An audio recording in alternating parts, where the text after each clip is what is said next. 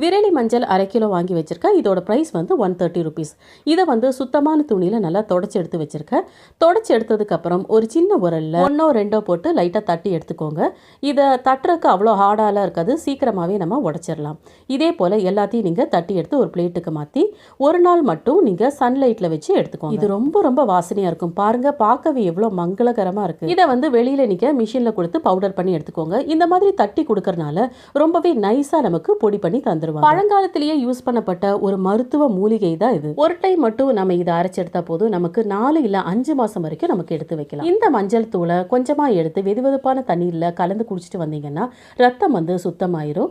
பசும்பால நீங்க கலந்து குடிச்சிட்டு வந்தீங்கன்னா சளி எல்லாம் எடுத்துரும். சமையலுக்கு சேர்க்கிற ஒரு அற்புதமான கிருமி நாசினியான ஒரு அதிசய மசாலா. சொறி சிரங்குக்கெல்லாம் சிறந்த மருந்து, முக வசீகரத்தை தரக்கூடிய, நம்ம உடம்பில் உள்ள எல்லா செல்களுக்கும் முழு பாதுகாப்பை தரக்கூடிய இந்த மஞ்சளை வீட்டிலேயே தயார் செஞ்சு யூஸ் பண்ணுங்க. தேங்க்யூ.